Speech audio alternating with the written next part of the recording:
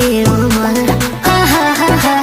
बड़ी लचकते कमर। अच्छा 16 बरस की उमर,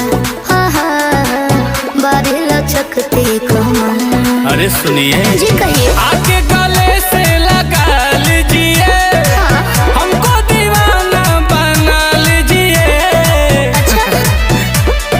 रूप को सजा के धूप से बचा के बालों में गुलाब लगा लीजिए।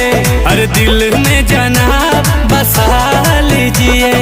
ख्वाब से जगा के आज मुस्कुरा के खुल के जरा मजा लीजिए।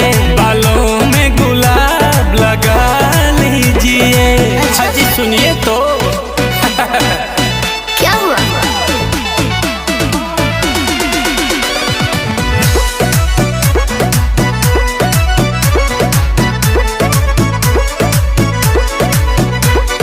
हूर जैसी लागे तू गोरी, राहें चलती हुई, रंग बदले मौसम के जैसे तू बदलती हुई। कितना प्राकृतिक दृश्य है, हैं?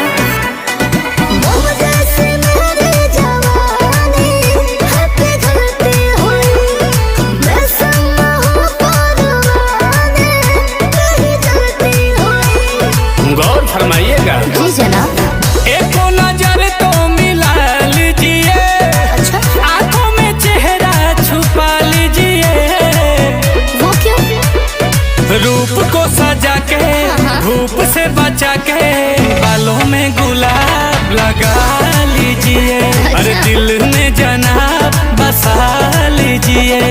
ख्वाब से जगा के आज मुस्कुरा के खुल के जरा मजा लीजिए।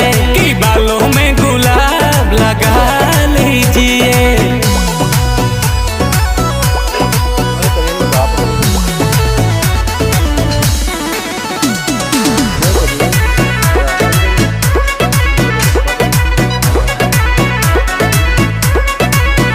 अरे तू ही मेरी आशिकी है, प्यार कैसे ना हो।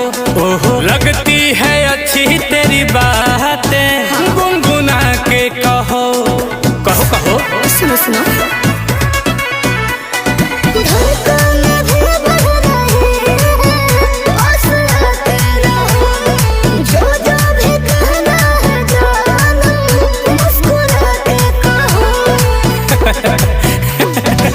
बस जरा सा बुला लीजिए, बाहों में अपने सुला लीजिए।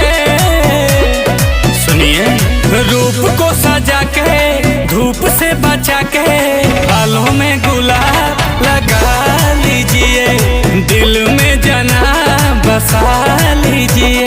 अरे ख्वाब से जगा के आज मुस्कुरा के खुल के जरा मजा लीजिए।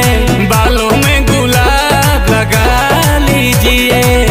अब लगा भी लीजिए।